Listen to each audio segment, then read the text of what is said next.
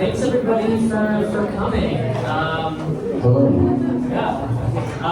So thanks.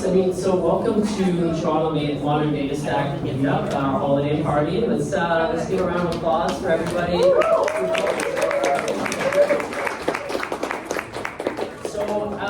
We've been running this for like a year and a half. Oh, I'm Jonathan, by the way, and I'll introduce the rest of the team in a second. But we've been running this for about almost a year and a half, and like usually the format of these is we invite you in for some free food and some free drinks, and then we shove technical content down your throats for like an hour.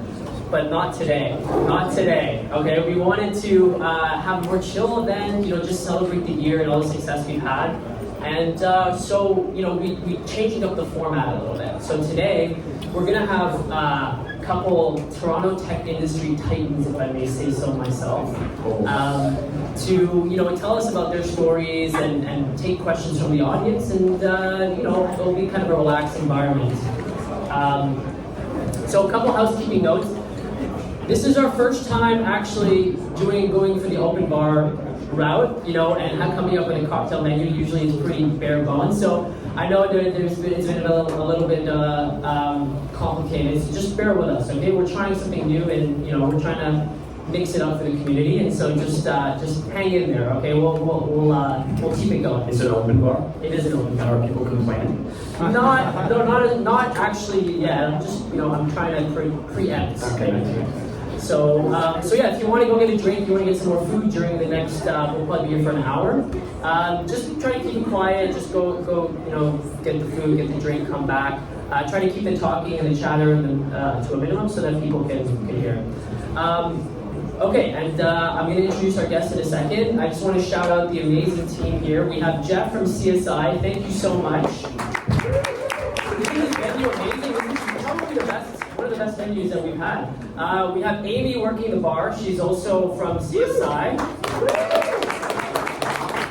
We have the amazing Toronto Modern Day Stack team. We have Lindsay, Nassim, June, myself. Let's give a round of applause for everybody. We have our amazing Snowflake team who have been there with us since day one.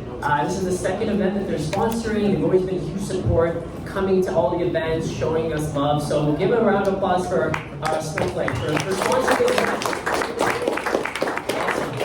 Awesome. And hopefully I didn't forget anyone. Please forgive me if I did. But now I'm going to introduce Nick, who is the co-founder of Cohere, which is the company I also work for.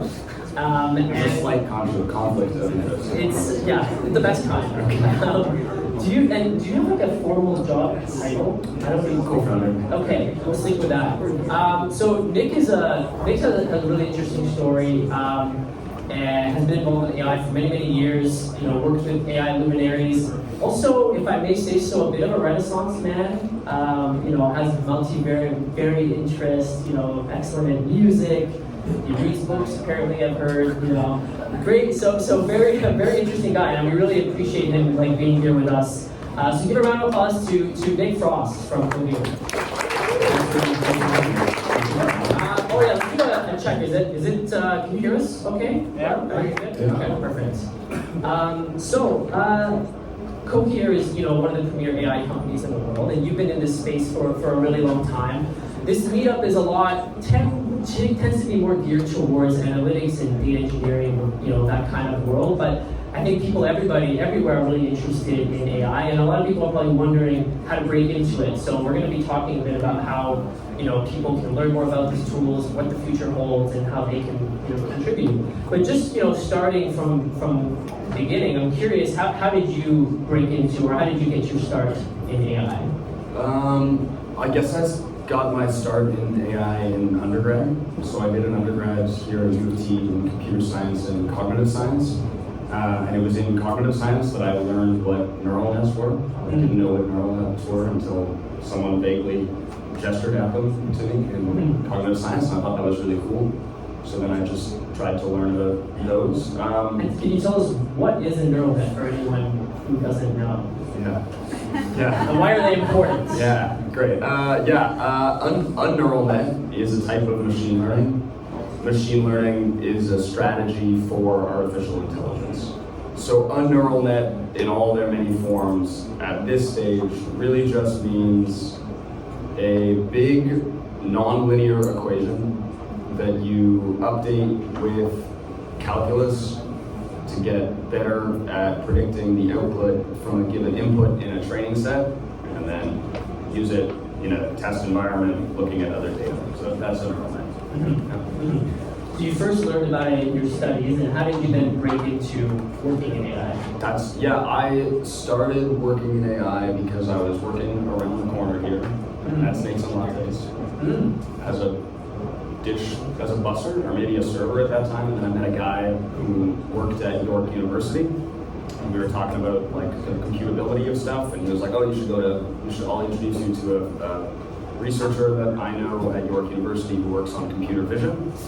And actually, not even computer vision, though, on like computational models of human vision. So I then met him and got like a part-time job, like I quit my job at Snakes and Lattes and started being a research assistant at York University. But I think that the relevant piece of that story is I got my start in AI doing something not super related to what I was interested in, but it was something. And then from there, there's like a pretty clear lineage of like first working at that lab and then working in another lab and then working at each step along that, working in many different labs, got me closer to working on the stuff that I was like really excited about. But at the time that I was given the opportunity of like, hey, do you want to go to York University as a research assistant? I jumped on it, even though I wasn't going to York University and commuting up there at the time. They didn't even have the subway up there, so it was a little shitty. Right. But it was still a great experience. I still learned a lot. So even before you started working with computer vision, you knew you wanted to work on language models and natural language processing? No. Oh no. Okay. No, language models didn't really exist when I started working on them. No, when I started working on neural nets, the coolest thing I saw at the time was Jeff Hinton running a small MNIST model backwards to show that he could like create a digit that no one had drawn. I was like, that's fucking insane. Are you kidding me? Like that's a free and no one's drawn it? Like that was nuts. So yeah, language models were a way. It was a few years after that people started doing like LSTMs and stuff and RNNs, and then those had all kinds of, and then many years after that, the transformers came about, and then many years after that, like ChatGPT and the excitement that we're seeing now. And so afterwards, you ended up working with Google Brain. Right? Was that during undergrad, during summers, or was that afterwards? So after my undergrad, I graduated, and I think I still kind of wanted to do research, but I also didn't want to have student debts. So I got a job at Google as an engineer, and I said that I really wanted to work on neural nets and work wherever that could happen. It turned out there was a group of people working on neural nets for ads in Waterloo, so I went there for a while. And then while I was there, I met Jeff Hinton and started talking to him for a little bit and told him I started working on a 20% project. I remember this is something I used to do in Google. I don't know if they still do it anymore. You used to be able to like work 20% of your time on some random thing. I remember talking to my manager at the time and being like, I want to work on this 20% project with Jeff Hinton. And he's like, that's really going to hurt your promo. And I was like, cool. That's terrible. Yeah, I'm gonna do that anyways. And then that worked out great because then the team that I was on was canceled. And then at that time, I jumped ship and then started the Toronto Brain office with Jeff. Wow. How many people were starting that office? When I started, it was me and him, and then me and him and Sarah Sabor, who's still a researcher there, a really excellent researcher. Wow. And then shortly after, Kevin Swirsky, and then Mohamed Abrouzi, and then more. And at this stage, I think maybe he's left now. I think Jeff is left now, but maybe there's 20 or 30 people there now. Mm-hmm. Wow, that's amazing. So, at the time, how would you say, what was the balance between doing, let's say, research versus like hardcore engineering? You mean like in the work? Yeah. Well, I wouldn't describe myself as a hardcore engineer. Okay. So the work that I was doing was never particularly hardcore engineering, but that's because I'm not a very good engineer. Mm-hmm. I think if I was a better engineer, I would have naturally the research would have changed. as a result of like, I'm a fine programmer, but there's I haven't reviewed your PRs. there's Not many yet. people at Cohere who are much better at programming than I am. And so as a result, the kind of stuff that I worked on was normally pretty small.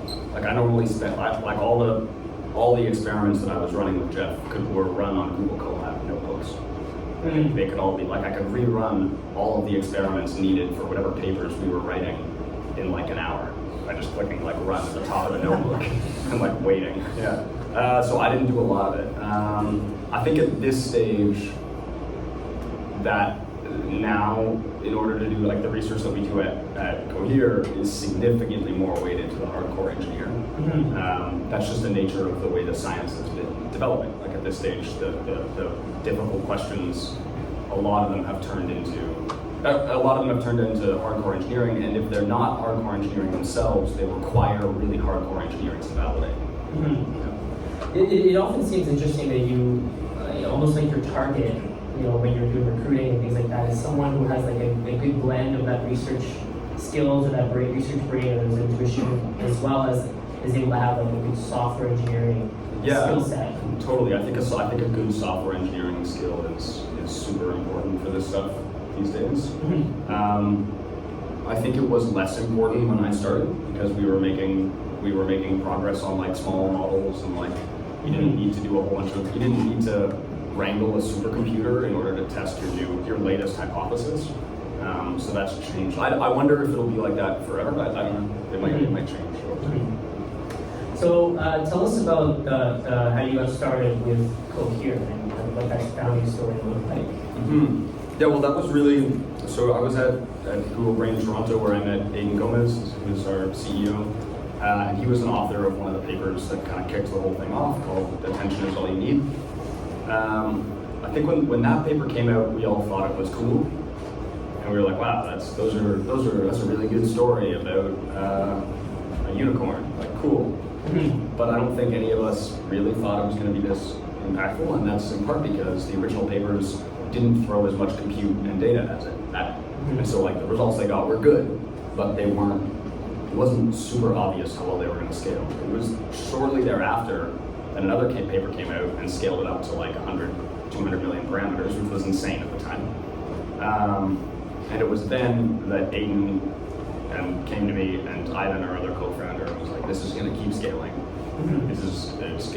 You're going to enter into a position where you can build a ton of cool things with LLMs, but building the LLM itself is going to be very difficult. And deploying it is going to be very difficult. And productionizing it and getting it ready to actually solve business problems is going to be super challenging. So it was then that we were like, okay, cool, there's an opportunity here. Great to create a company whose sole objective is to make this technology actually useful at scale and give it away to people. Mm-hmm. So it started as like building an ecosystem around natural language tools or like a platform for these for NLP models and things like that. The only pivot we really made at Cohere is to begin with, we thought what we were going to do was create a really large language model, and then beneath that create a whole bunch of other small startups that use that large language model, and then that's how we were going to monetize. So we thought we were going to make a large language model, and then we were going to make like an autocomplete company, or we were going to make like a coding assistant company or something, and each of those would be pulling from the large language model. It turns out we're not very good at any of those bottom things, and we are good at that top thing. So that's all we do. So all we do now is create the large language model, and that's I think the only pivot we've gone through. Is there some sort of like general industry or academic trend there where moving from specificity to generalization, building like really smart generalized models, and then sort of leaving some of these individual tasks aside and just building them on top of the generalized models? Yeah, I think there's one thing that's true about large language models that wasn't true about large vision models or other earlier versions of machine learning was that you're better off with a really big general purpose large language model to solve any language task than you are with a small model tailored to that task alone. There's some caveats to everything I've just said. Like this into it. Fine tuning is better, or like some tasks are totally adequately done in small models. But in general, you're better off to start with a really huge model and then apply it to something specific than you are to train on something specific and use it for that. Now, like that's an interesting property of language. It turns out that even when you think you're only doing medical texts talking about a specific thing, or you're only doing contract analysis in music rights or something like that, that's like it feels like it's a really small subset of language. It turns out that distribution is so huge. And training on just that, you're never gonna generalize to unseen versions of that. But if you train on all language completely, then you're gonna do a lot better on it. So like that's a scientific reality that hasn't been true about other forms of neural nets and other forms of machine learning. And that's why you're seeing, companies like Cohere exist, when a few years ago, when everybody was still as excited about neural nets, but they were excited about it for like GANs, or excited about it for, handwriting recognition or things like that. You weren't seeing similar companies whose output is functionally just a really huge model and a system for accessing it.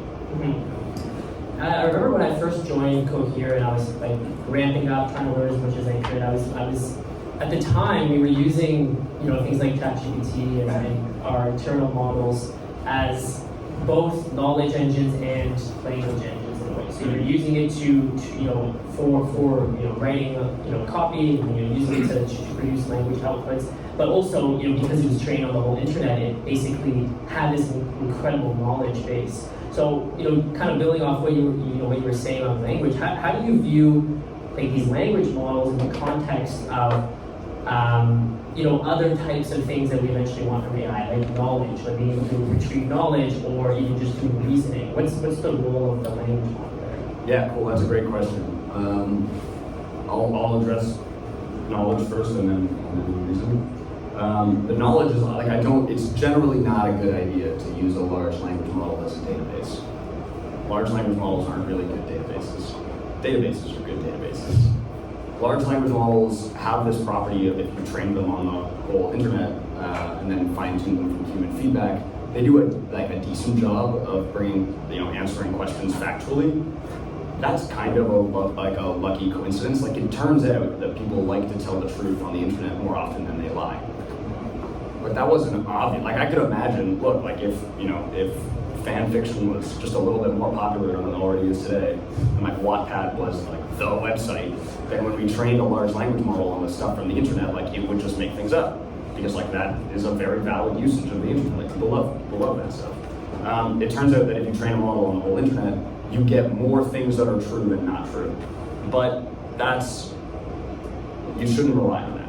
Like, people talk about like hallucinations in large language models, but like that's kind of a nomenclature. Like, it implies that there's something that they do that isn't hallucinating, but they only hallucinate. It just so happens that when they hallucinate, sometimes they hallucinate in a way that agrees with our version of reality, and sometimes they generate stuff that does not. So it's like not a great idea to rely on the internal knowledge of a large language model. What it is a great idea is to rely on a large language model as an interface into something else. So large language models have picked up on a truly incredible understanding of the way language works. And so if you give them a document and then you ask a question, but that document has come from someplace else, they will answer the question based on the relevant information in the document. So that's why we really pushed on the whole retrieval augmented generation thing. Like, you can go in and call our API and do web search equals true, or this document equals that, and it will like understand your intent, search throughout the stuff you've given it, answer or solve whatever task you've asked, and then cite the things that it gave. But that's like a fundamental flip, where like instead of thinking about the language model as an oracle, you think about it as an interface. To go to the second thing about reasoning, I'm curious. Hands up, how many of you think large language models reason? How many of you think? How many of you do not think large language models reason? Yeah, I really like asking this question IRL, because if you go on Twitter, it really doesn't feel like what just happened. It really feels like I'm gonna shit you for a second. I'm sorry. You raised your hand on the stage. Great, absolutely, I respect it. But yeah, if you go on Twitter, it really feels like everybody's running around and like, these things are reasoning. We're so close to super intelligence. Like, oh my god, it's gonna happen. And like, I don't think that. I just and as somebody who uses a large language model a lot, it's pretty obvious that they don't reason. And when you feel like they do reason, you as a human can normally change stuff like pretty quickly.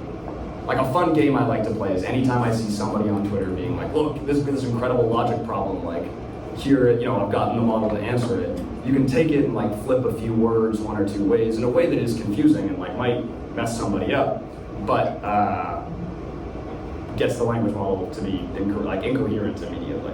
It's like, I don't think these things reason. I think what they do is sequence prediction in a high-dimensional learned representation space. And like that's massively powerful. That's a truly crazy thing for a model to do. I'm consistently blown away at how useful that is itself. I think that's going to be like a core functioning of the way that the internet, that computers work. Like I think this is a new paradigm of how we use computers. I don't want to understate the impact of that technology, but I think it's very different than the way that we think, than the way that we reason, and subsequently is not going to immediately scale to a super intelligence AGI or something like that. Mm-hmm. Yeah. So this is the reasoning abilities of LLMs is not something that scale that compute and data can solve. It's an architectural. Yeah, we're going to get into lots of philosophical discussions of like what does it mean for something to reason. Mm-hmm. And to cite like a paper that came out recently from DeepMind, it was super cool. It was using an LLM to guide an evolutionary process to create algorithms for challenging math problems. And they used this process to find a truly novel solution to a super complicated math problem, and they found like the best one that has been found yet. This is Fun Search? Yeah, Fun Search. Which came out like yesterday? Yeah, or 2 days ago. Yeah, super cool paper. Really awesome. I'm super excited for that type of work. I don't think that's reasoning. Like even though that's incredible, I don't think that's what people mean when they say the colloquial definition of reasoning. Like when they say reasoning, they mean having a coherent world model, understanding the laws that are in place, understanding the way the environment works, choosing with intention and an expected result, and then validating that result and verifying that your thinking was correct. Like that's pretty incoherent. I haven't quite figured out how to say that nicely. But I think that's very different than sequence predicting in high-dimensional learned embedding space. So you're not opposed to the idea that with enough scale, there could be like a facsimile in reasoning in these LLMs, but you don't think that they're philosophically that you would really be able to call that? No, I don't think just more data and more compute will ever make an LLM reason the way you reason. I don't. I think it can pretend. It can be like Yeah, it can be super convincing. It can be very convincing, but it still wouldn't be. And I think the convincing is a pretty thin veneer. I think the convincing is like, yeah, it looks cool, it can do this thing, and then you can, say, there was a great example where people were like, oh, it's, GPT-4 is amazing at chess. And you're like, well, yeah, it's amazing at reasonable chess, and that's because it's seen a whole lot. Well, they in fact added chess sequences into the data set. So that's still really cool. Like, don't get me wrong, that's still super cool that you can make a good chess engine by memorizing sequences of games. Like, that's awesome. But if you went in and played a game where you did one really weird move, suddenly it would just write out completely arbitrary stuff. Now, when a person is good at chess, they still do worse in weird moves. That's why like Magnus Carlsen opens with weird openings, because he knows that about people. But it's significantly less brittle. That's great. I would love to continue down this road, but in the interest of time, we're just going to have one more question, and then we'll open it up to the audience. Cool. Good question. Thank you. My question is, I have a lot here, but I'm going to pick, I guess maybe the more theoretical one. And I'm curious for you as a person who's been involved with AI for a long time, who's a co-founder of an AI company, what do you think is going to be the most surprising thing about AI in the next 5 years in terms of how it gets integrated into society or its capabilities? Like, what is the thing that most people in this room would be actually even surprised to see in the next 5 years from AI?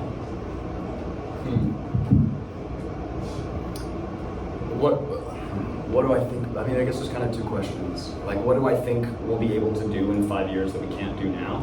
Yeah, feel free to start with just like, what do you think where will we get in 5 years?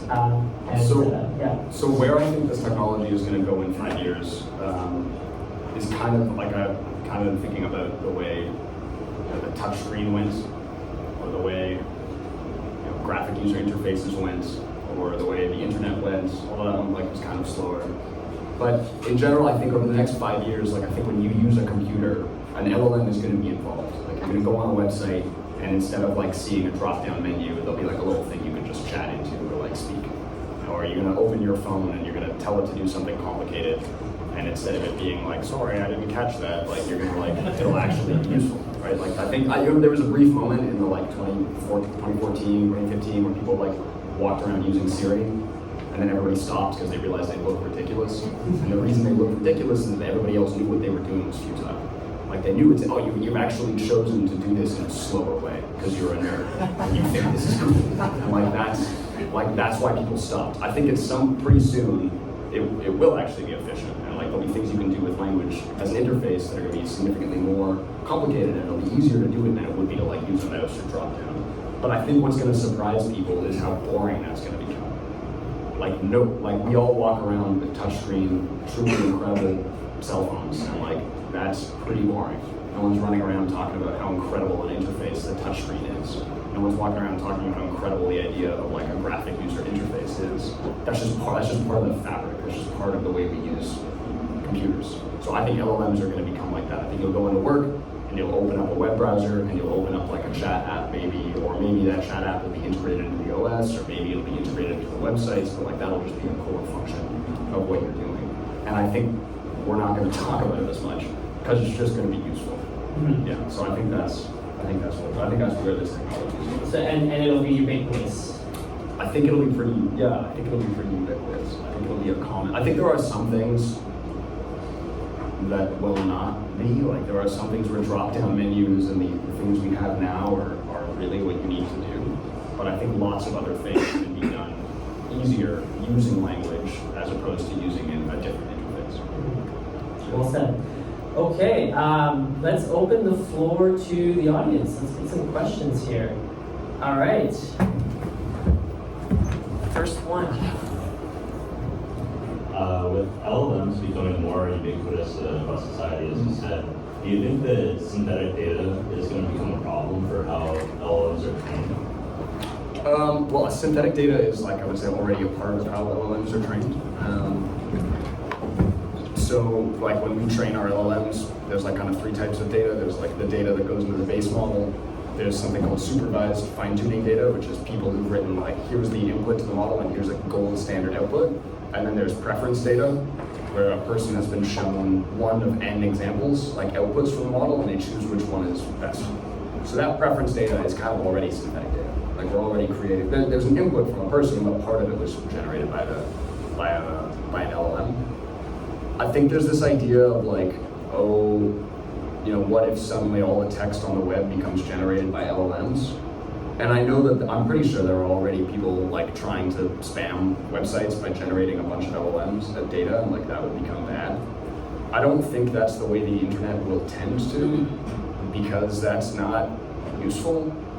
If you go on a website and it's all generated by LLMs completely, then why are you on that website? That means you could just be asking the LLM.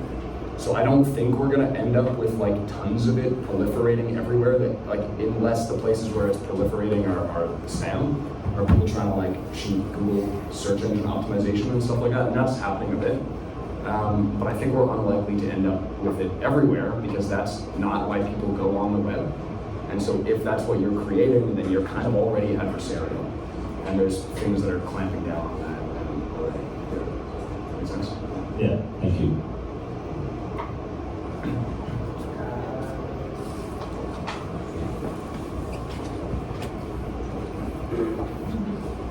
You mentioned about how touchscreens and GUIs have become ubiquitous and it's the gold standard. But if you're a software developer, doing things in shell is still faster than the run of another language and shortcuts. Yeah. So do you think that LLM, the drop-down menu might be faster if you're reusing that one thing again and again? Yeah, I don't think we're likely to do away with keyboards. Not Yeah, keyboards, but- like the drop down menu, Yeah. the UIs or something like that. Yeah, I think there will. I mean, I saw this. Yeah, I saw. I don't know. It was. I forget where I heard this analogy, but somebody was looking at the Humane AI pin. And the person said like, "Oh, buy a book," or "How much is this book?" And it says it's $25. Then he's like, "Buy it." This is not my criticism, but I forget where I heard this. But somebody was like, if you think about all the things that need to get done when saying buy a book, like what store, what credit card, delivered to what address, like shipped how fast, like do you want, insurance, or like there's all these things that have to happen. And maybe you could do that via a language interface, the way you kind of do that when you go up to a store, and like all those things are run through pretty quickly.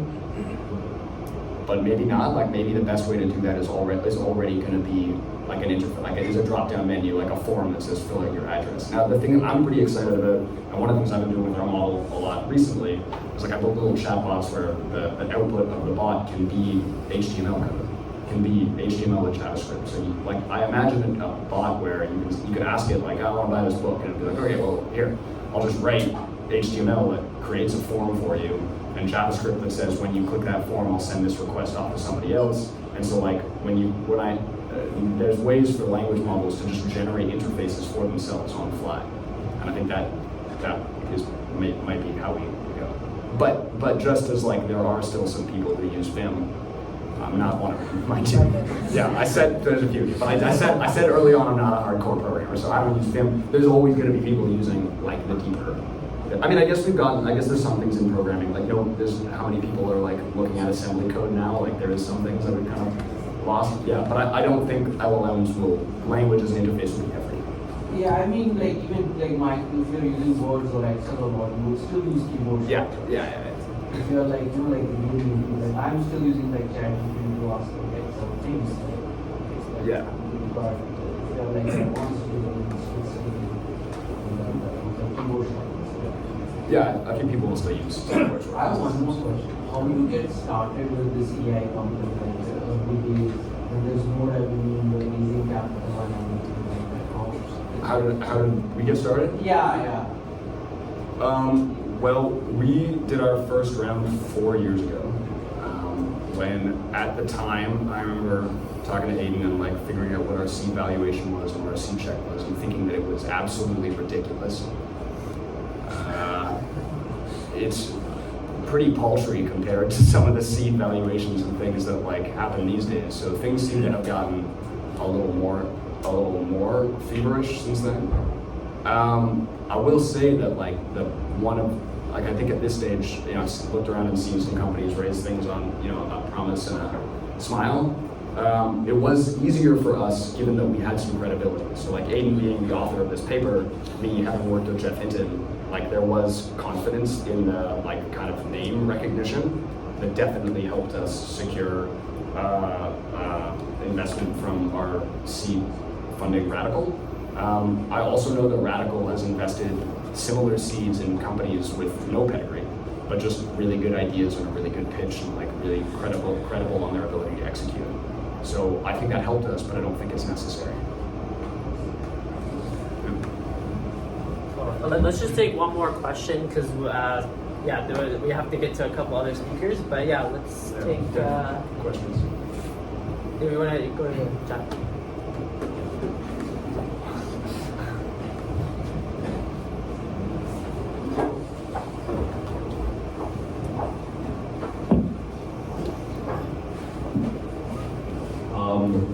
What do you think about Geoff Higgins' proposal to possibly implement learning algorithms through analog computation hardware, and how do you think analog representations might relate to Jan LeCun's proposal to create world models? Wait, what was whose proposal of analog? I'll just repeat that. What do you think of Geoff Higgins' proposal to implement learning algorithms and analog computational hardware, and how do you think generally the use of analog representations might relate to Jan LeCun's proposal to create world models? Yeah. I'll start by saying I don't know. But after saying that, I'll tell you what I think. I say I don't know because like these types of questions I think I've always just found confusing. In that like it's when you're talking like when I think of computers, I think about like the abstract computer. So I think about something that's hardware agnostic, right? Like I think about something that could be implemented on our computers or on rocks in the sand. And it's confusing to think about like, I find it difficult to imagine a computer that isn't that. And like what that would mean. I will say that when I talk about LLMs not reasoning, or doing stuff very differently than the way we do it, a lot of that I think has to do with like our physical existence. Like a lot of that is that the way we learn is by intervention. Like you learn by making an action and then seeing how that action agrees with your internal world. That's how you learn to see, right? Like there's some experiments that show like cats that can't move around don't really learn how to see very well. It's not, they still learn to see a bit, but it seems like action is really important. So like embodiment I think is really important. I also probably think that like temporality is really important, and things like hunger and death are important for getting a system to learn the way we learn.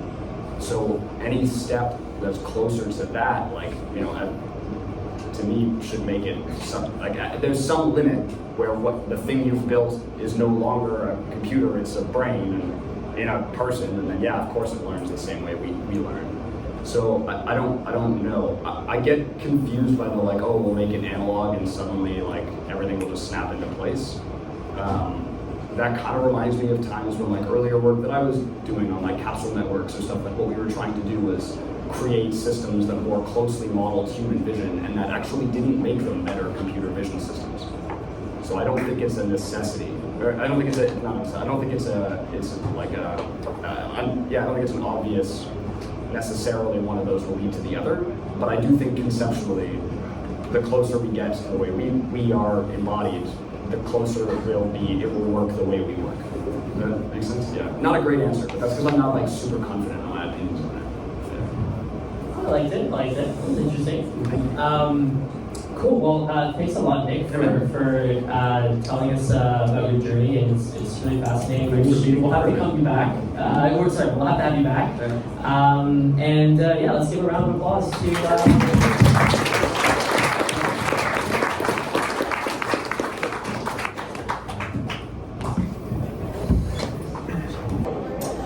So we have Josh from Snowflake. Josh is the regional director of sales in Eastern Canada, and pretty much, which basically means most of Canada. And I am really excited to have Josh here because he's one of the first people I met when I got really serious about data and the scene in Toronto.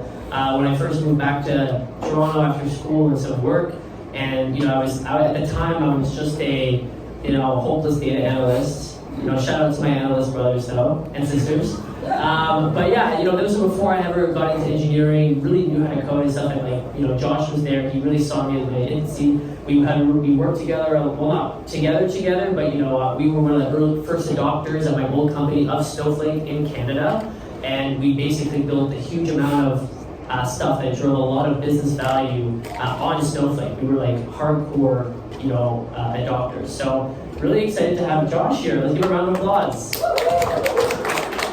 I'm not nearly smart enough to actually do work with Jonathan, so. Oh, you flatter me. Shut up.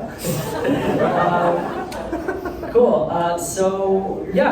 Josh, I'm curious, you having a non-technical role, but working for one of the largest and most prominent, technology companies in the world. How did you get into tech in general?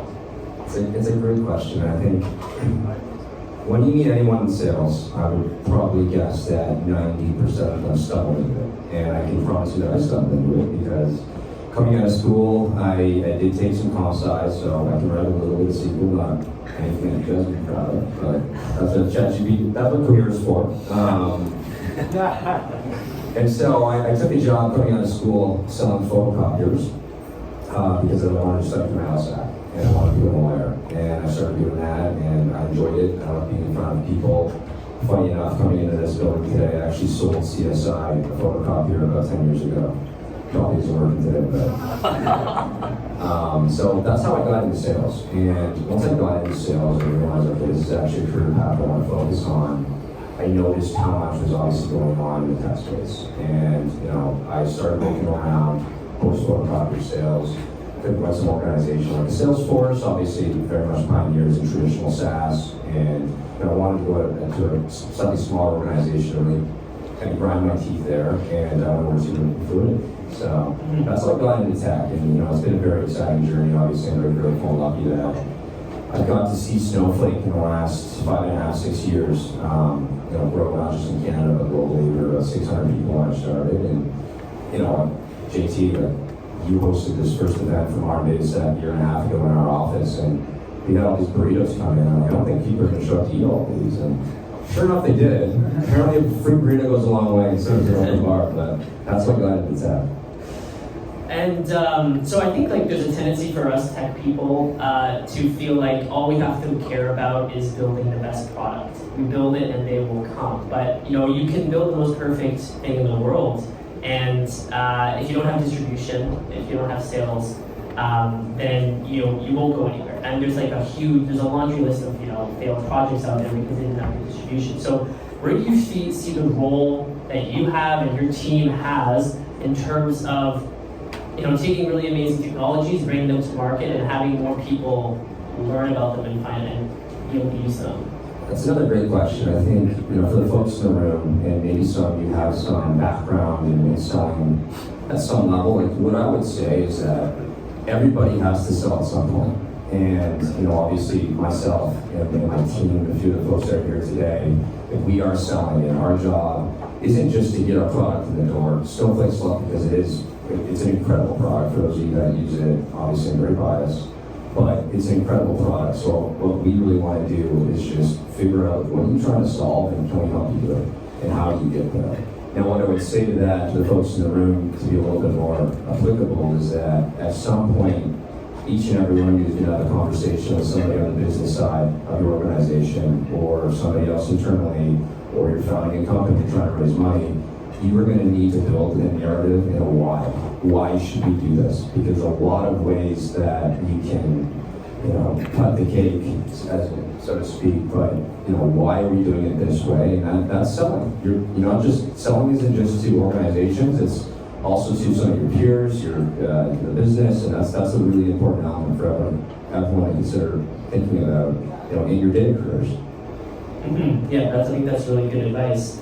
So when you first started at Snowflake, if I recall correctly, there were 3 of you, and you were working out of a WeWork, and it was, you had no customers in Canada, and obviously now you have engineering offices, you have a new office opening in January, you have a lot of big establishment here. So walk us through those early days, when you're fresh and there's nothing here in Canada, what was it like building the org here? Yeah, I mean, number one, it was a lot of fun, but what I can tell you is I had no idea how hard that beginning phase was going to be. And for those of you that are at, a pure startup, it is, and I mean, Snowflake was a little beyond a pure startup. I'm coming into a new region, the amount of effort that just goes into getting in front of people, evangelizing, enabling, and just having people understand, we're here, we want to have that conversation, and you're going to get a lot of no's. And we really needed to hit the pavement. We would be running around downtown. We'd be in, I was probably on 12 to 15 meetings a week with different organizations. And a lot of them, they don't move forward. And that's just the case. But what happens is you meet folks like JT and the super team. It was Snapchat back then. It's gone through 4 reorgs since. A rebrand story. At least, yeah. And I think Gage left, but had to call it out. But you meet these folks very early on, and you can see there's lots of documentation and literature out there about the cycles of hype cycles, right? And very early on, you find those innovators, those early adopters that are willing to take a chance and move forward. You got to find those. You got to really attach yourself somehow. And what invariably happens is as those companies mature, they become successful. People end up moving around and continue to build that network. And you see the network in the room today. A lot of familiar faces, and if I haven't met you, probably have a LinkedIn message from me at some point in the last 6 years. But again, it's about building that community, and ultimately, it's about driving business value and success and solutions, right? I think data for data's sake, there's not going to be a lot of value. There's value in research because that's what drives things forward. But ultimately, when you get into a business, like, what is the outcome that you're looking to achieve? And how do you get there? Lots of people have great ideas, but if you can't actually do it, you're never going to achieve that value. Okay, before I ask this next question, I want to actually poll the audience. How many people here use Snowflake today? That's okay, well, it's like a fifth or a fourth, that's good. How many use either Snowflake, Redshift, BigQuery, or one of the cloud, or Databricks, one of the cloud data warehouses? Okay, now we're at like over half. Okay, that's good. So I'm curious, like, if we sort of zoom out and we look at the growth story for Snowflake, is it just a cloud play up until now? Is it just sort of like the massive chunk of that growth has been legacy systems moving to the cloud? Obviously, there's new entrants, the big ones, Instacart, things like that. But like, how do you, like, is that the story of Snowflake so far? And then what do you see as being the big drivers of growth going forward once everyone's already moved to the cloud? It's a leading question because Ian's speaking next. But I can tell you that 5 years ago, the story really was about moving off of legacy systems. And there are still many legacy systems that exist in the largest organizations in Canada, like the banks, and frankly, I don't see them ever fully moving off of them. But we don't see as much of that today. Those who've gone through it, those are heavy projects. Very difficult and a lot of fun, but it's a necessary evil at some point. But really where we see Snowflake growing, obviously number one in AI, but I think when you think about AI and what that means is organizations building applications and businesses on top of the platform, right? The cloud is so ubiquitous, so it's not just a cloud play. People are in the cloud. The data is there, what do you actually do with that? When you think about applications, it could be building something internally, it could be building something as simple as a lead scoring model, which is something that people really struggle with. But there's also organizations out there today that are actually building their businesses entirely on top of Snowflake. And Ian Slap, when he gets up here in a second, he might talk about that, hopefully. But there's a lot of organizations that are building their businesses on top of Snowflake and leveraging the distribution model of Snowflake and our customer base to deploy data solutions in our customers that become their customers. Awesome. Okay, this is the last question for me, and then we'll open it up to the audience. And this is kind of like more of a personal question, a curiosity I have. But like, as a sales, I'm a technical person, or at least I try to be. You're a business savvy salesperson. How do you actually just handle on a personal level the constant rejection associated? I bet a lot of people here, who are more on the technical side, are kind of wondering that, especially if they ever want to branch out on their own. They're obviously, as you said, they're going to have to learn to sell. So personally, in your experience doing sales for so long, how do you just handle the constant rejection and dash hopes and things like that? I relate it back a lot to my dating scene, but a lot of experience. Lots of experience with rejection, but no, I think it's a great question. And yes, in sales, if you're going to be in sales, you're going to face a lot of rejection. But over time, I think what I've learned about rejection is, especially in Snowflake, a lot of it's just, hey, it's not now. But I think the principle behind that is what we're actually selling what we're actually doing and selling is actually going to drive value. And if you can't have somebody think this is going to help them, then maybe it's not a conversation right now. Maybe it's okay to walk away. And that's why today, when somebody says, no, that's okay. You know what? If Snowflake isn't right for you today, or whatever it is I do in my career, anyone who's in sales in their career does, it's, if they say no today, then a lot of these organizations come back 6 months, 8 months, 2 years. It's been 5 years that a customer that I spoke with 5 years ago that just converted on Snowflake in a big way. And those are fun things to see, but back to the piece of rejection, it's okay. People are gonna say no. People are gonna, internally, on the data side, you're gonna come with a brilliant idea, and somebody in your business is gonna say no. An executive is gonna come over the top and is gonna say no. I had a project about 1.5 years ago at a really big tech organization in Canada. I thought it was a tremendous idea. I had a data team behind me, I had a CTO behind me, and the CEO comes out of the wings and shuts the project down. And I said, what the hell? That one was a little tougher, but again, you're going to face rejection, and you have to be okay with it, and you have to go back to first principles. Why did they say no, and how can I adjust that moving forward, and what is that story going to be? How am I delivering value back to my business or to my customers? So it's okay. If some people saying no is going to be natural, and you just have to take it in the chin and walk away. Do you know why that deal got kiboshed? It didn't fit to what the CEO believed or the core principles of their company. And that doesn't happen often where a CEO gets involved like that at scale of organization or 10,000 plus person organization. But, you know, I looked at it and it gave me an understanding of how he views their business. And I viewed it in a very different way, and that's why my idea did a lot. Okay.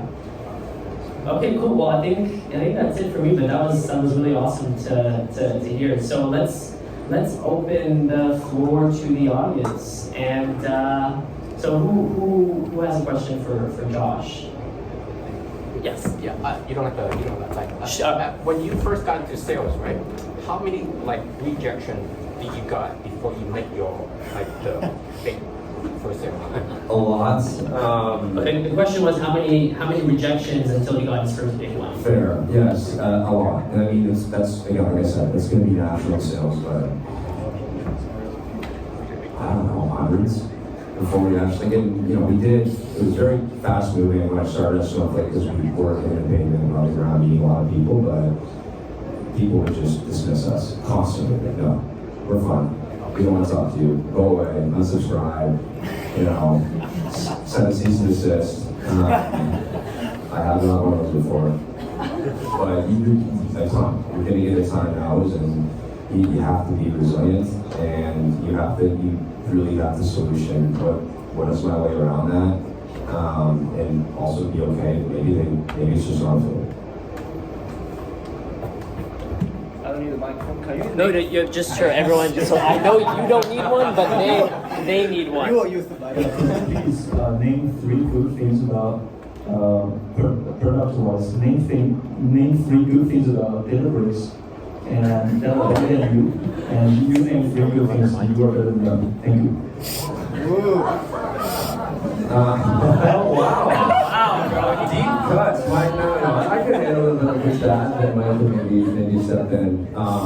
So Databricks, look, I think number one, Databricks is a tremendous organization, and frankly, the competitors that we see regularly, including Databricks, BigQuery, I don't know if I can include Microsoft Fabric in there yet, but maybe one day. Redshift as well, reInvent just happened, and I'm seeing what they're doing. It's actually really cool stuff, and there's more than a big enough pie for all of us, and I think Databricks could be an incredibly successful organization. And yes, we're gonna head-on knife fight day to day, but they are a very good company. I would say today, Databricks does transformation and streaming better than Snowflake. That's one thing. In motion, Databricks Notebook is more mature than Snowflake, and obviously the core platform being data science and AI focused. I think that there could be an argument that it's slightly more mature than Snowflake today, but I don't think that that's going to be the case in the next 3 to 6 months, and I'm seeing that happen now. And you're allowed to say something that Snowflake's better at. A lot of understanding. Snowflake, Snowflake is incredibly easy to use, and because of that, there's a lot of businesses out there that don't have, the core data science background. Databricks is getting better at this, but there's SQL engine and what have you. But traditionally, there's a lot of businesses that don't have that skill set. It's also very difficult to hire for that background as well. There's a lot of folks, especially because Databricks was built on Spark. A lot of people just didn't understand Spark. It's expensive to hire a Spark resource. Snowflake is very, very easy to use. The second piece I would talk about is actually how it's governed and how it can be governed on a wide scale. And this is, I think, going to be particularly interesting in the AI space. Nick spoke a little bit about this today. Snowflake really believes in the AI world is how do you bring the model to the data instead of the data to the model. That's really what we're focused on, because the big organizations with sensitive data they all want to do AI, but they're really scared to have that data move. And they want that it to be very proprietary in their environment, and some stuff that works incredibly well. And then overall, and I've seen it many times, Snowflake is much more cost efficient. And if you don't believe me, that's fine. I'm incredibly biased. You can test it out. That's completely fine too. And you can reject me. That, like I said, I'm good with it. We have a question up here. Yeah. As data-intensive data people look to incorporate a sales mindset, kind of convincing people, selling an idea, a project, an initiative, what are maybe three things that you would recommend incorporating into the practice of communicating and selling with either technical or non-technical audiences, maybe within an organization? Yeah, it's a great question. You're already on the right track because salespeople really love doing three things. When you get a slap from a salesperson, there's more than three things, they might not be doing it right. But it's a great question because, like I said earlier, it's really important for folks that might not be in traditional sales world to think about, okay, how do you sell something internally? And number one, what is the end outcome you're looking to achieve, and what is the actual business value that you're looking to deliver? Like, you are working at a business, most likely maybe your research to a story, but if you're working at a business, how is this going to impact my top line, my bottom line, or the efficiency of my business? And those are the three things we look at. Am I driving revenue, am I decreasing cost, or am I driving or mitigating risk or being more efficient, right? I'm really trying to build a theme around that, so you know what that value is, and you can also quantify it. I think this can drive X amount of revenue because of this. And I think the second piece is the narrative behind that.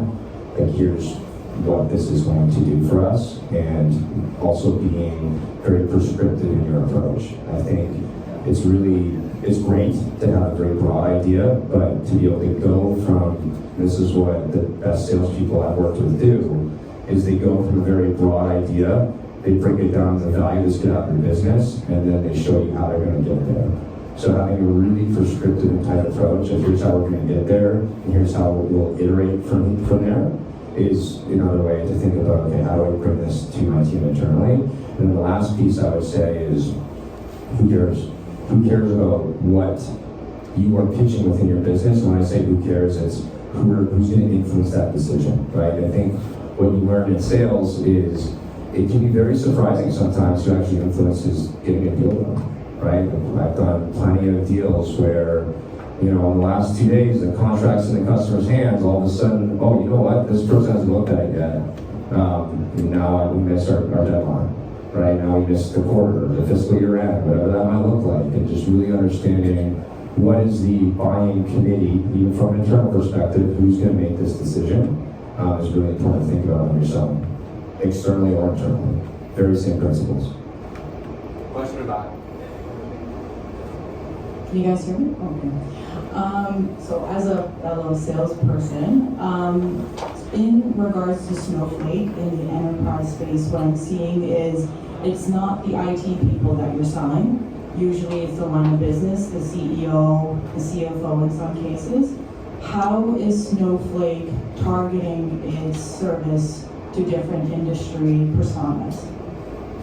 It's a tremendous question, and I think, ideally, one of my reps is actually in the room at the back there, Matt, but what I coach him on is you do want to get to both, because ultimately, IT or data engineering, they're going to be involved in actually building it, but you also need to be able to sell to the line of business to the executive. And so when you're thinking about selling to lines of business, you need to become a pseudo-expert, if not an actual expert, in the space that you're selling. You need to understand the business. What are they trying to do? What do they struggle with? How could what I am selling help them get there? And you need to have a perspective. You need to have a point of view when you go back to them and show them how they can get there, right? So, if you're selling into a line of business or industry, for example, let's think about financial services. You really need to know the ins and outs of, let's say, a bank. If you're thinking about selling to a bank, you have the most tremendous product in the world, but if you don't understand the bank, you're not going to be able to have a credible conversation with somebody in a bank.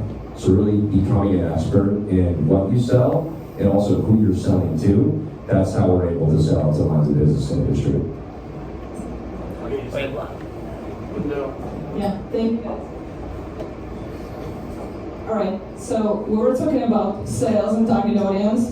This is the question that bothers me from the beginning. Why did you guys decide to give away this little thing for us meeting? This little thing, if you ask my... What? Whoa, hold on.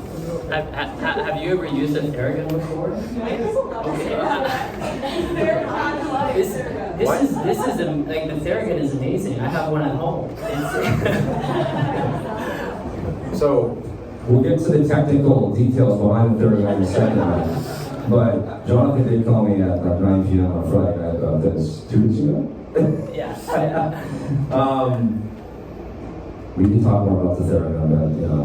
The real questions. Okay, but I think no, sorry. We got to keep the show going. Yeah. Keep the show going. But thank you, friend. Let's end on that note. Thanks for having me. Yeah, let's give it a round of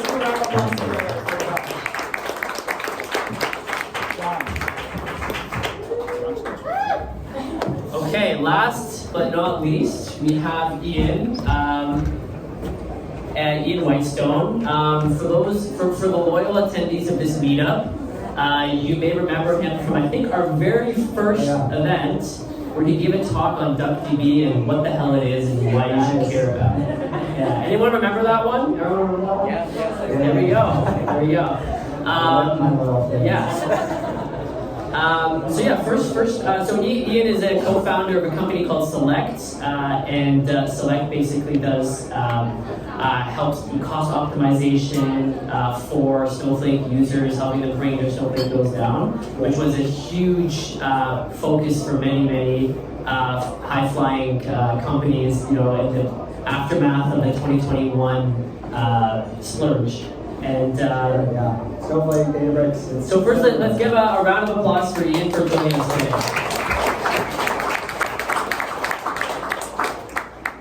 Okay, cool. So Ian, you had a really interesting path to being a data product entrepreneur. So tell us how you first got involved with data. Yeah, so I have a background in chemical engineering. Did anyone study chemical engineering out of curiosity?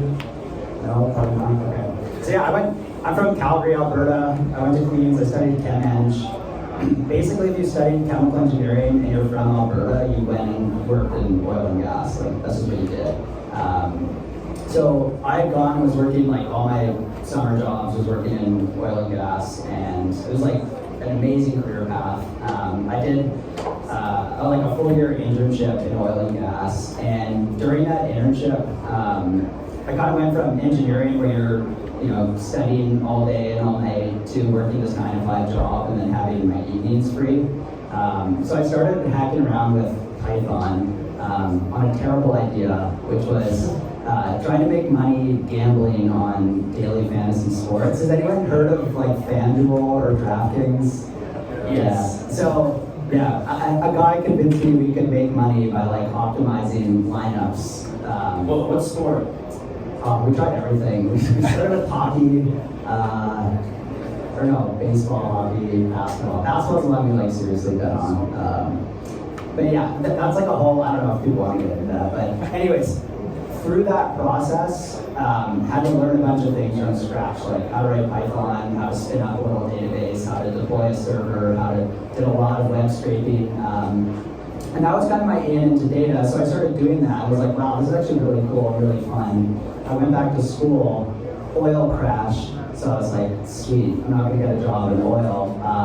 What about this like data Python thing? Are people hiring for that? And then I saw this job title that was coming up called data science, which is super big, and it still is. I basically got one, like at the time it was all, you need a PhD in astrophysics to at least. Seriously. So I got one interview and luckily enough got a job at Capital One in data science. And then once you have an in the field, you just work hard and you can rise the ranks and then start getting jobs elsewhere. So that was my in into data. I worked at Capital One and then I worked at Shopify for like 3 years, and then I quit Shopify last year, because I had the itch to go try my own thing. So I think that was good. Yeah. Okay, cool. We've got a lot to work off over there. So tell us about working at Shopify and the data team. Like Shopify, I think within Canada, legendary data team has featured luminaries such as you, me, other people maybe in this room. So tell us what was it like going to Shopify, and like how was it different from Capital One? Like did you have to improve your coding skills, or did you have to learn different ways of working? Like what was the big change there? Yeah, totally different. And like highly recommend that you consistently change jobs. It's so valuable. Like unless you're on my team. So we're at Cohere and cutting edge AI. Yeah, you just like every data's so nascent still that every company will be doing it differently, and you'll just learn a whole new way of doing things, a whole set of different practices. I find that super valuable. My philosophy is always start getting into career advice, but like anytime I like being on this part of the learning curve, and anytime I like start going like that, like the alarm bells start going off, and I'm like ready to switch. So Capital One to Shopify was like there are a ton of different things. But in general, what was it like working there? They're an interesting company, so they started in, like 2008, 2009. Yeah, very early. So any of these big tech companies that started during that period kind of grew up before a lot of the tooling that you all probably use today existed. So like Snowflake wasn't around, BigQuery wasn't around, Redshift wasn't around. So they built a lot of this stuff in-house. At the time, the data team was really spinning up. It was the classic story of like you query the production database for as long as possible, and that got slow and it slows down production use cases, so you like have to pull it into like data lake or data warehouse. And at the time, they made a big bet on Spark. This was in like 2014, and at that time it was like very risky, like new technology, not really sure. It turned out to be a very good bet. So they built a lot of their stuff on Spark and other open source technologies because it was a very engineering oriented culture. They had a massive kind of bunch of engineers who could like manage all this infrastructure. It's a terrible decision for most companies. Like you should not do that. You should just go pay for Snowflake, Databricks, one of the big ones. But they didn't have that choice at the time. So yeah, a lot of custom tooling in-house, a lot of Spark. I hated Spark, because you just spend all your time like tuning it and trying to get it to run and not adding value to the business. And I know that's corny, everyone's talking about business value, but it's true. So it just wasn't good use of time. And you can do the same thing now in data warehouses. So there's my hot take on like the Spark versus SQL thing. Yeah, and also just like with Spark too, everyone thinks in SQL. We do like a prototype in SQL, and then we be like, okay, now let's go translate it to like PySpark, and it's just figurations of SQL. Yeah, I had the same experience where you're hired for your analytics skills and business skills, and all of a sudden within a week you're writing Spark jobs, and that was a big shock for me too. It was cool. It was really fun. You got to learn how technology works, and when you got it, when you do the tweaks, you're like, oh, just change that setting and it'll run 4 times faster. That was cool, but not the best use of everyone's time. So to wrap it up, Shopify's an incredible place, still is. I encourage anyone to try and work there if they have the opportunity. A lot of interesting technology, a lot of really interesting problems. They had an awesome mission, which is try and help make more small businesses successful, which is just awesome. I got to work on some cool data products there as well, which was nice because I think most people in data are doing internal, you help empower teams to make better decisions internally. I'm really passionate about building products, so it's awesome getting to use data to build products for merchants to use. So that was a fun experience. So I think you left Shopify last year, right? And at that point you had gone up, led large teams, then scaled down back to an IC, and then you decided to go just start iterating and hacking with ideas. And I remember we took our first call, and the idea you had at the time was very different than what you do now. What was it? It's a learning tool, micro SaaS. So I'm curious, like,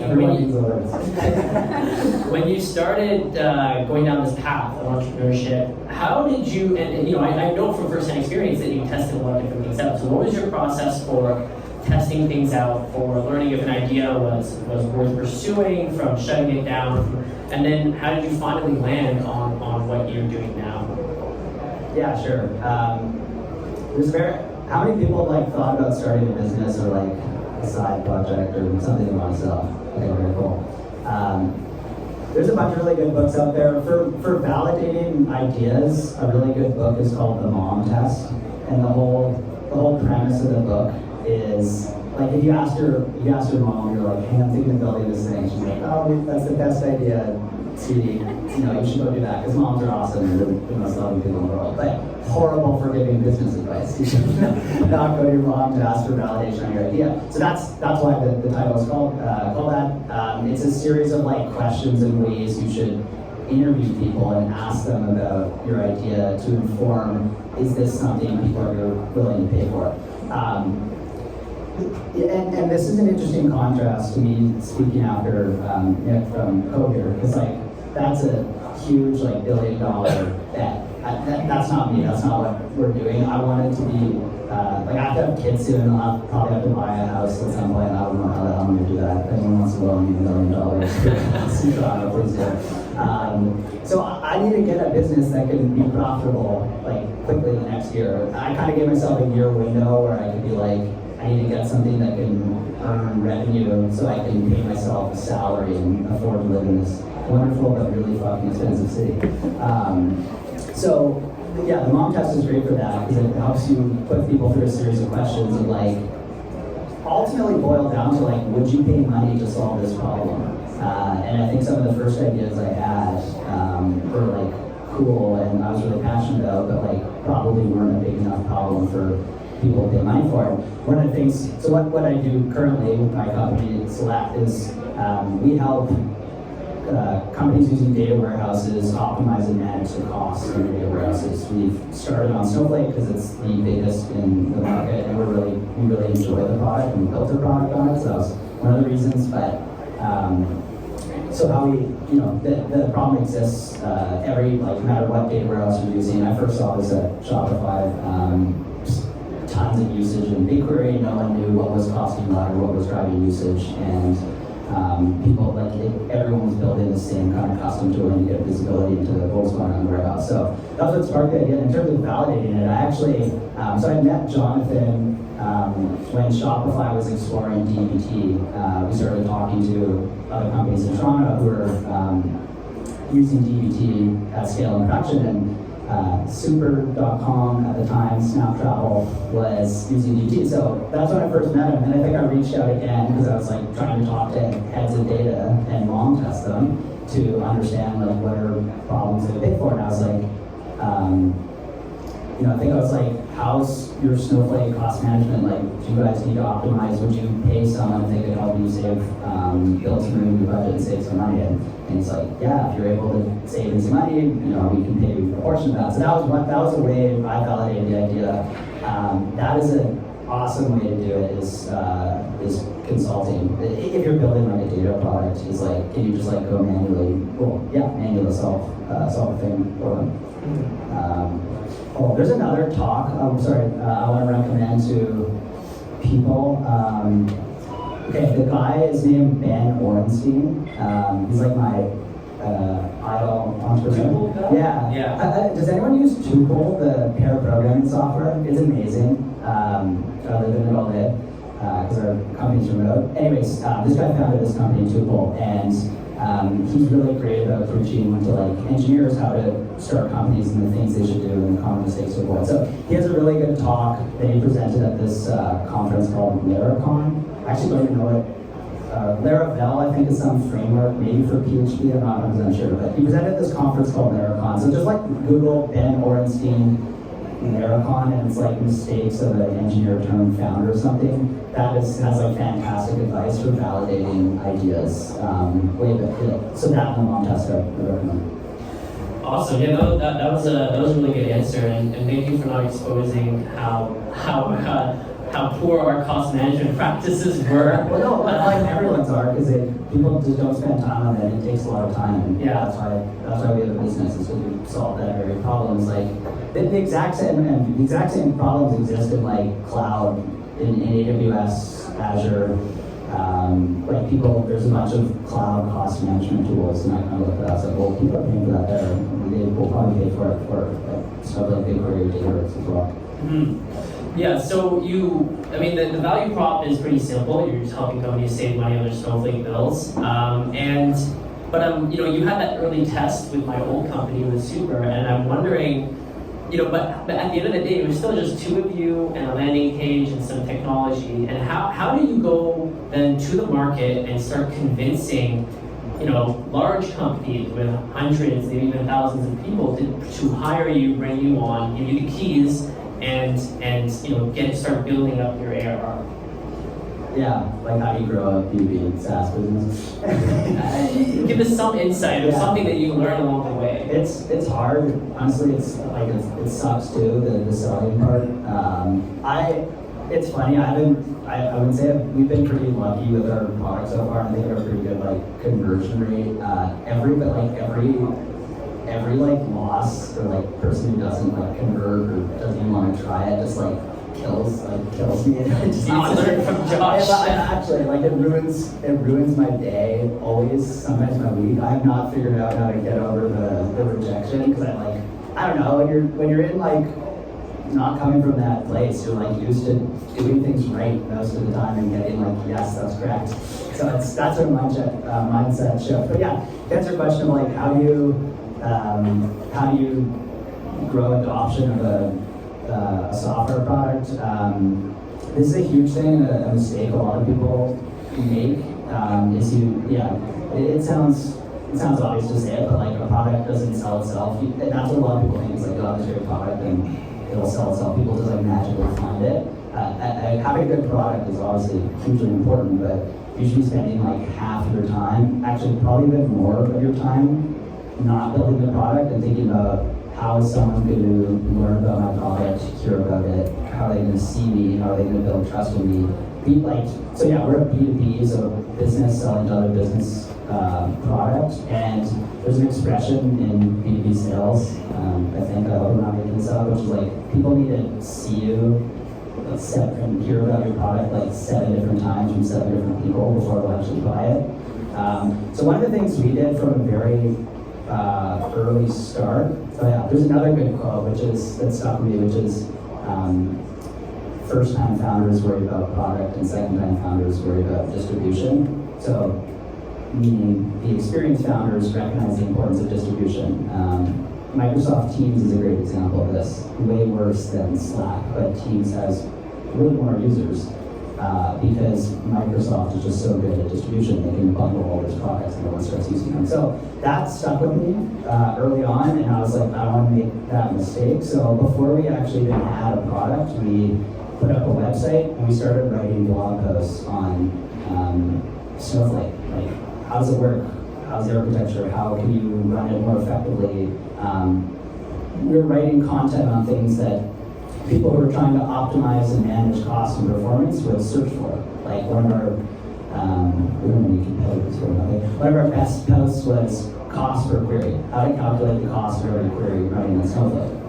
So we wrote that post, and if you Google cost per query, our website comes up at the top of that post. And so that's just one of the touch points people can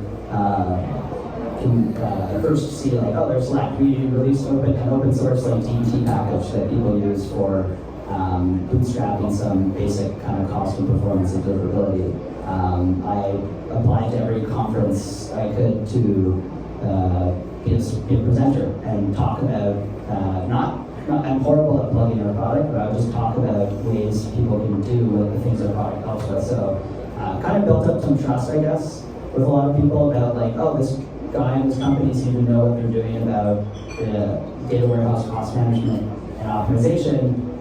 And then literally, it was pretty funny. For a while on our website, we had just a thing that said coming soon, where the button is, and then 1 week, and I was I should probably just change this to like request early access, and I did that, and it literally took like 5 minutes because I just did like a mail to and then my email.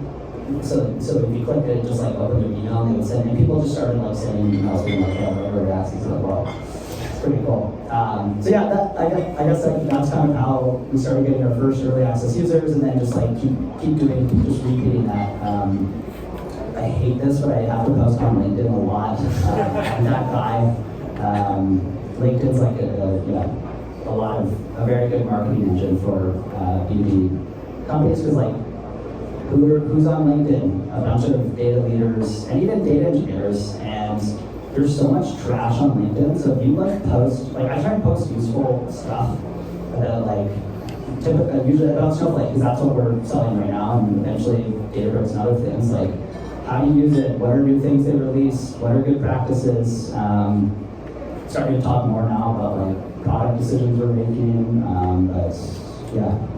Yeah, I think that's. I mean, that definitely stuck out to me.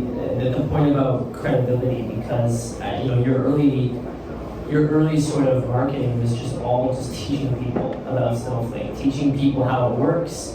No bullshit, no selling. You know, just like people would actually leave with a better understanding of the core technology, and that isn't something a lot of people do. Yeah, it's pretty funny. Both. So my parents and my co-founders' parents were like, "Are you guys revealing all of your like trade secrets?" And kind of are, but like you have to build trust, right? Yeah, still have to operationalize it. Okay, so I think that this will be the last question for me. I mean, so obviously, if you haven't realized by now, your company basically, or Ian's company takes, helps you save money on Snowflake, and that how do they do that is by just sucking up all of this metadata and all these like query statistics and things like that, and also just leveraging some cool tricks about Snowflake, and basically what I call operationalizing that metadata. And I'm curious where you see your company and your niche within the broader metadata operationalization space. So if you think about all the data catalog companies and all the data quality companies, all they're doing is sucking up all these query history and metadata, and they're turning that into usable reports and analytics, and then sometimes adding automation. I mean, it's very broad. And we've also started to see some consolidation in the space too. So how do you think that we're going to see this heavily, all these niche companies just continue to grow? Is there going to be consolidation? What's the sort of future of that whole metadata space?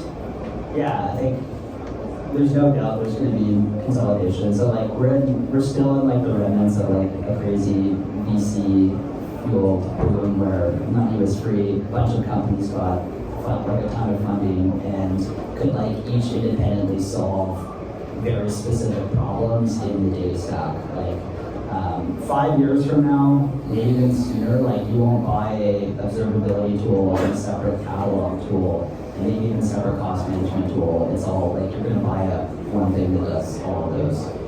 So there's absolutely going to be consolidation. Like, and to what Jonathan kind of hinted at or explained is like all these products kind of leverage a similar set of data. You're pulling metadata from the data warehouse to catalog it or to do observability, et cetera.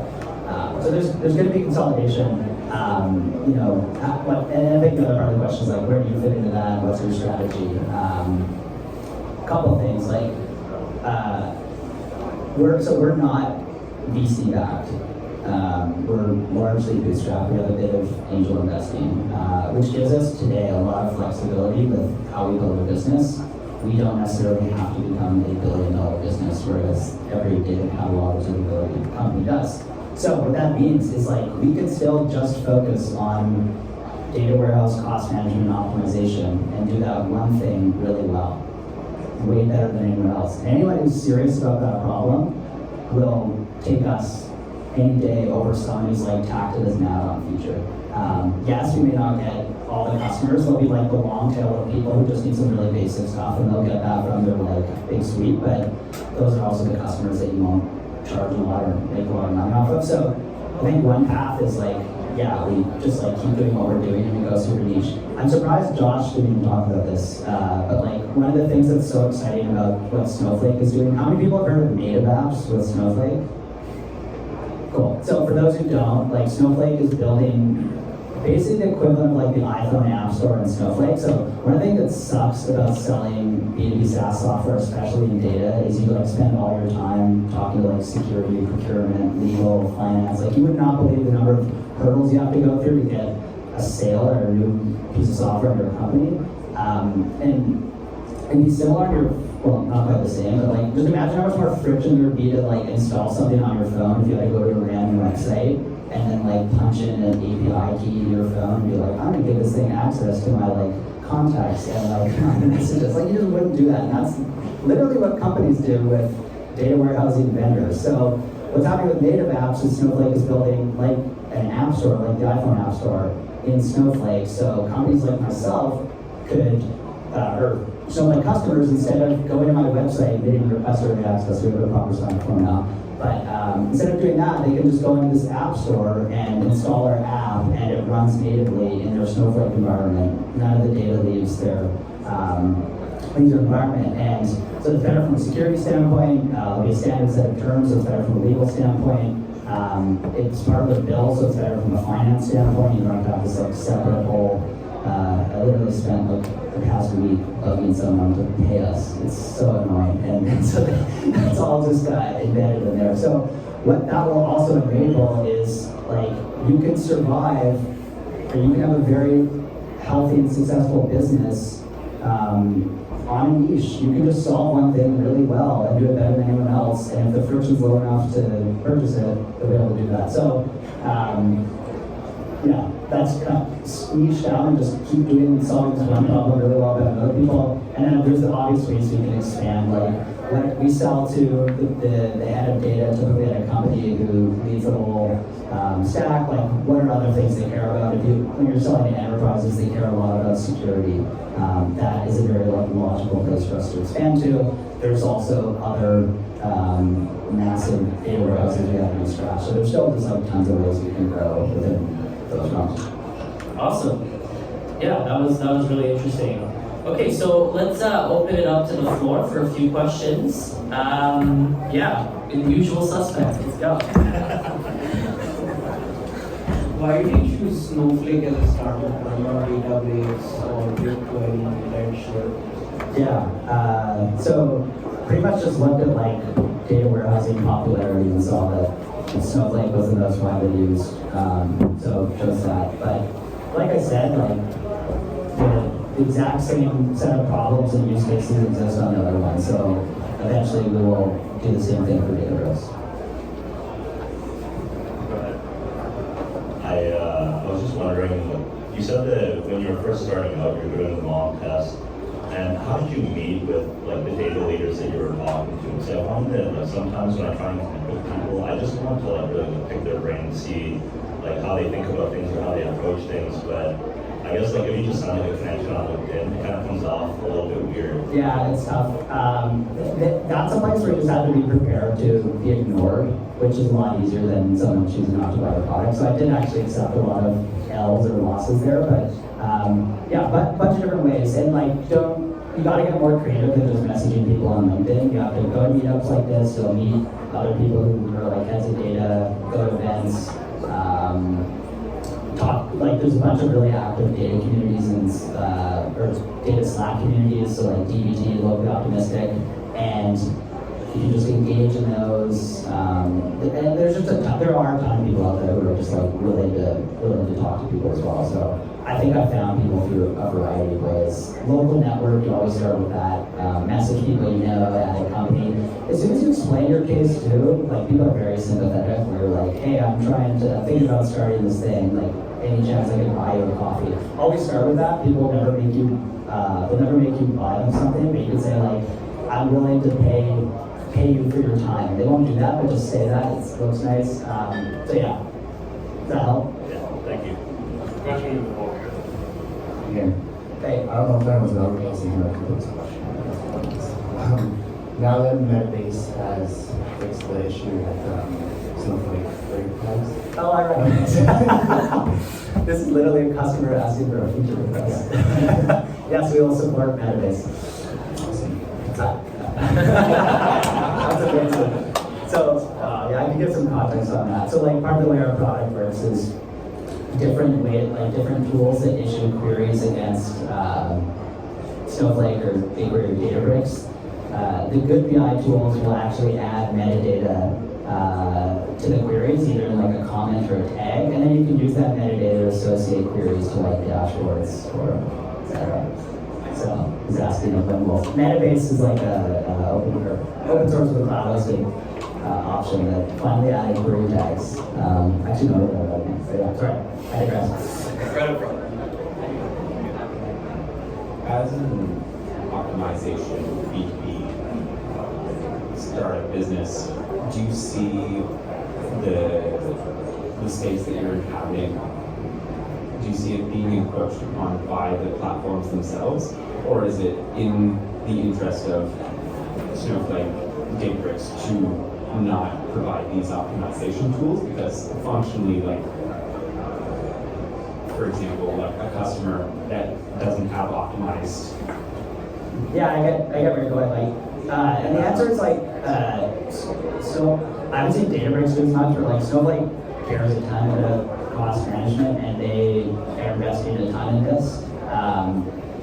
Arguably, like building a lot of similar functionality, and that's fine. Like that just raises the bar for what we have to do to differentiate. Like we work very closely with a lot of the product teams. We're close with a lot of like everyone kind of thinks like, oh, this is Snowflake AU guys, because we like Snowflake yeah, everyone's like, oh, that's like AU because you like do recover revenue, and the answer is no. They're very like they want all their customers to have healthy consumption for one. Like if customers are like thinking that the thing is expensive or like they're wasting money, then a lot of the people at Snowflake recognize that's not good, and they want to solve that. So that's one part. Another part is like people pre-commit to, and this is the same on all these platforms. Like people pre-commit their spend. So if you like lower consumption, people can just bring on other workloads or do other things, and like that's what the best is. So we started the company in the year that everyone was in like rapid holy shit, we need to lower spend mode, but you know, you can only justify so much value by lowering consumption. We want to help people like recognize what are other ways you can bring consumption on new workloads or make things run faster now that you have a new budget. So yes, to wrap up, like yes, they absolutely will build like similar cost management functionality because all their customers want that, and it's in their interest to do it. It will force us to just be better. All right, let's give it a round of applause for Ian.